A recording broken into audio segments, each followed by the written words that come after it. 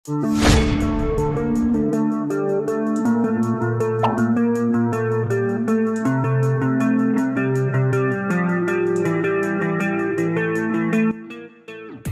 DPD RI, asal Aceh, Fadil Rahmi berang dengan kebijakan pemerintah Aceh yang dinilainya tidak berpihak kepada rakyat, menghapus program Jaminan Kesehatan Aceh atau JKA.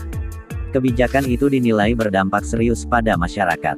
Otsus itu dana kompensasi perang.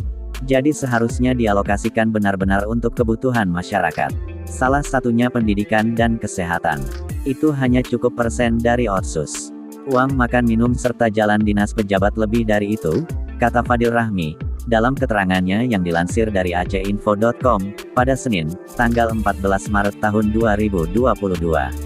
Pria yang akrab disapa Syekh Fadil itu mengatakan, penghentian pembayaran premi kesehatan JKA untuk 2,2 juta masyarakat mulai bulan depan atau tanggal 1 April tahun 2022 itu, akan semakin memiskinkan rakyat Aceh dan terus membuat Aceh terjerembab sebagai provinsi termiskin di Sumatera. Artinya, akan ada 2,2 juta masyarakat di Aceh beralih ke BPJS Mandiri mulai bulan depan. Mereka harus membayar untuk berobat. Sementara di sisi lain, Aceh saat ini juga masih berstatus sebagai daerah miskin, katanya. Dia juga mengecam Gubernur Aceh Nova Iriansyah yang menyakiti hati rakyatnya, di masa-masa akhir jabatannya. Seharusnya, di akhir masa kerja saat ini, pemerintah Aceh memberi kesan yang baik di mata masyarakat. Jangan hanya karena tak lama lagi memerintah, maka bertindak semaunya, ujar Syekh Fadil. Fadil Rahmi juga mengingatkan pemerintah Aceh masih mengelola dana otsus yang lumayan besar dan tak dimiliki oleh daerah lainnya.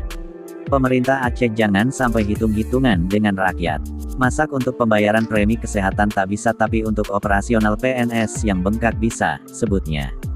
Dia berharap gubernur dan pemerintah Aceh lebih peka terhadap kondisi masyarakat Aceh yang juga tersedia secara ekonomi, karena pandemi COVID-19 dan kekurangan lapangan pekerjaan yang tersedia bagi kelompok produktif di Aceh. Manfaatkan kekuasaan yang Anda miliki untuk kemaslahatan umat. Jangan sebaliknya, sindirnya.